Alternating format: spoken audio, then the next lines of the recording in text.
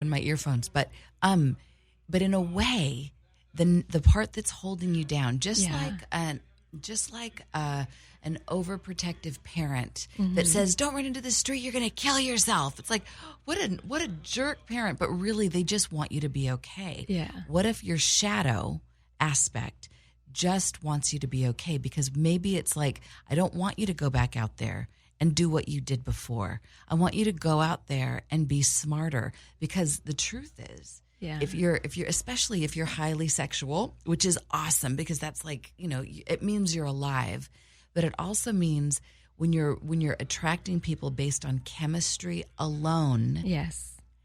Like on a scale of 1 to 10, they say if you are attracted to somebody at the level of a 10, you should run the other way, because ultimately it will be such a primal bond that there won't be, it'll be like who's on top, not to get literal about it, but it's not necessarily a spiritual bond where you can be fully you. So in some way, I think your dream, if it were my dream, this is what I'm imagining, that suppressive energy is saying, I want to hold you down until you are grounded enough to go back out there and do things a little bit differently, until I trust that you're going to do it at a higher level, so that you don't end up where you were before. So it's not Groundhog's Day again and again. And once you feel confident that you'll be able to do things a little bit better, if you've learned your lesson, then it's like, okay, the floodgates will open, and I bet you that energy won't show up in the dream again.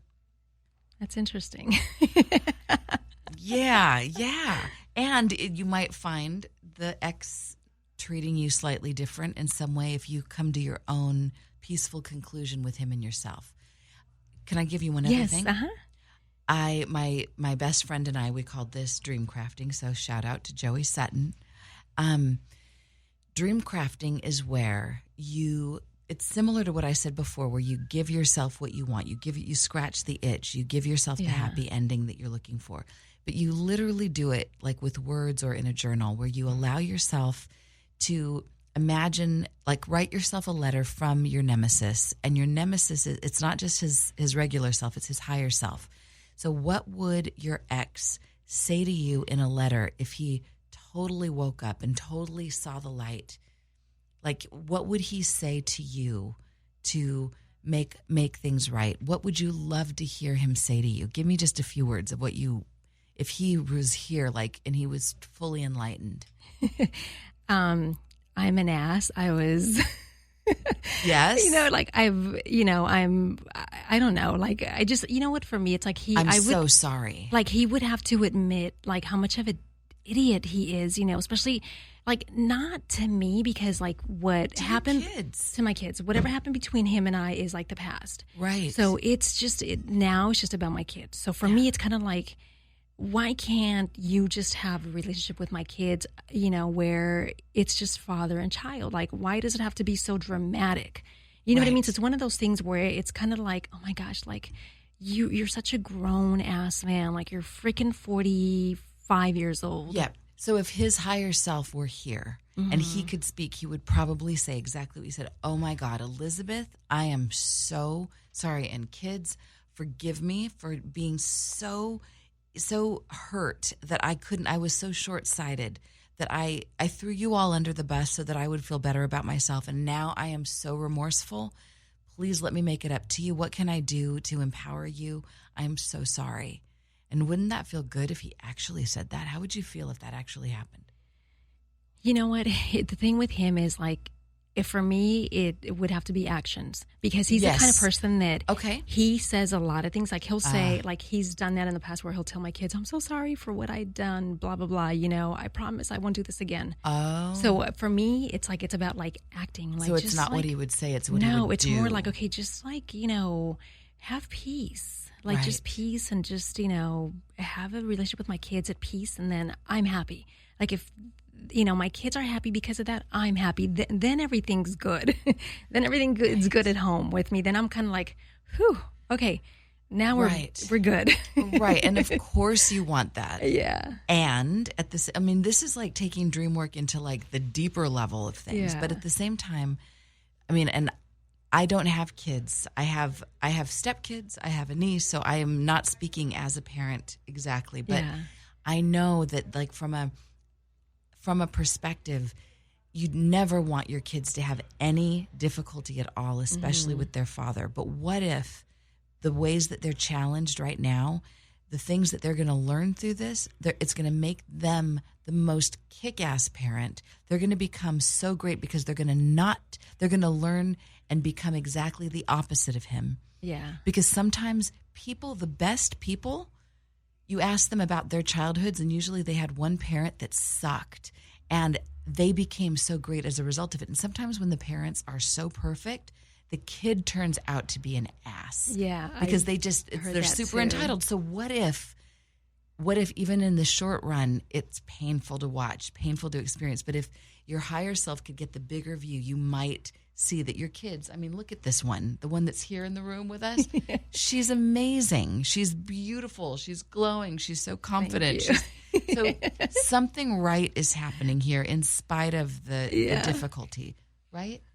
Look at you. She's like saying yes. She's like, I'm good. Yeah. Oh my God, Kelly, can you believe this? Like an hour already went by so quick. I just can't. Time flies when you're having fun. You're amazing. You're so fun. And it's great how open you are. Thank you. Yeah. Thank you so much for coming. Is there anything that I've missed that we didn't talk about that you want to say? Oh my God. You know what? I want to say this. Yes. This is new for me because, since the election, and I don't know how political you get here, and I'm normally not a political girl because dreams are for everyone, no matter what side of the aisle you're on. But I know a lot of people are having a difficult time, the ones that didn't vote for Trump. And I'm out here in Southern California, so most of the people in my world are having a nightmare right now. And I am telling a lot of people, to treat their waking life as if it were a dream.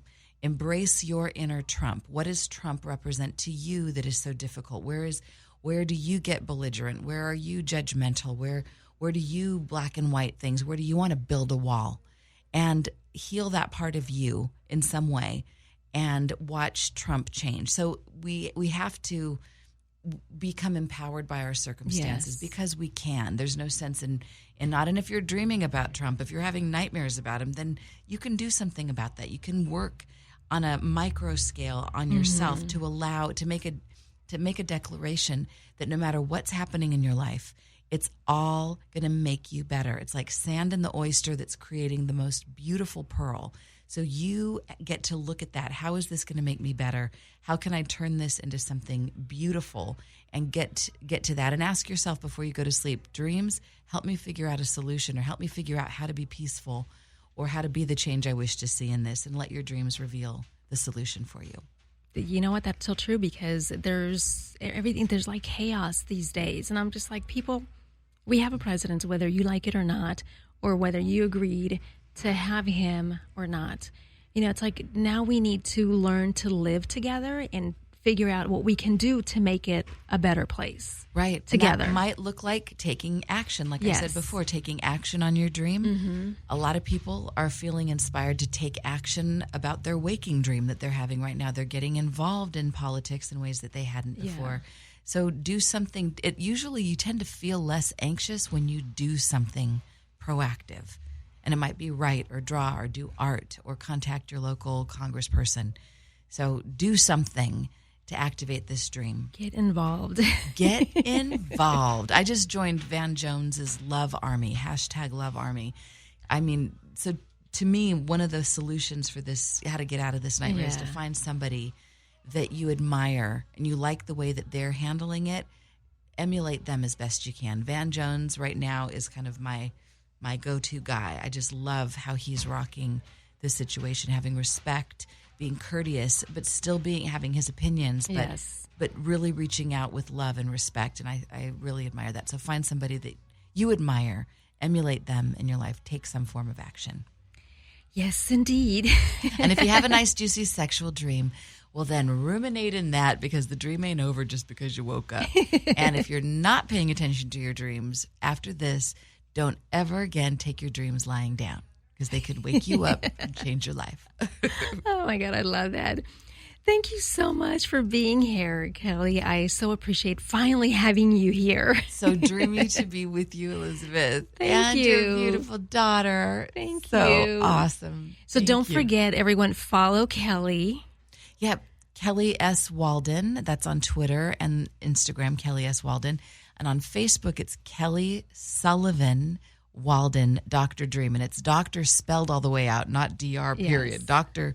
Dream. That's how you find me on Facebook. And I'm mostly pretty active on Facebook. That's kind of my go-to place. Okay. And my website, kellysullivanwalden.com. Everything that I have is right there. And if somebody wants to have a session with you, they could also go to your website? Yeah. You can find out about services with me, workshops. I'm going to be at the Conscious Life Expo, by the way. If you want to come meet me in February, I believe I'm speaking on Sunday the 12th. And I'm going to be talking about dream goddesses. Ooh. And it's for men and for women, and it's kind of sassy and sexy and totally amazing. And that's here in LA, in at LA. the Los Angeles Convention Center. It's not at the convention center. It's at the LA Hilton or Hyatt. Just look up Conscious Life Expo 2017 Los Angeles. And I'm speaking on Sunday afternoon, and I'll be doing a book signing of this book, The Love, Sex, and Relationship. I can't wait to read this book. It's so beautiful. And now that I'm into my dreams, because now every time I have a dream, I was like, why did I have that? Yeah, look it up. I'm going to look it up, and I'm going to dive into it. And some people are using, by the way, shameless plug, but for people that want to just carry it around with them and don't want the hardback version, a lot of people prefer the Kindle version. The Kindle version is more like an app because you can look up sex, you can look up X, you can look up whatever you dreamt about. You can just put it in the search, and it takes you right to the definition, so you don't have to flip through pages. So it's really user-friendly, the Kindle version of the Love, Sex, Relationship, Dream I love Dictionary. that. Now, before we close the show, I'm going to ask, are you open to telling our listeners what you like to wear as far as your underwear? Oh my God. Oh my God. Oh, that is so funny. Oh my God. My husband, if he's listening, he's cracking up right now.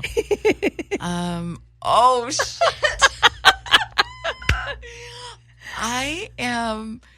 Oh my God. I'm totally blushing right now.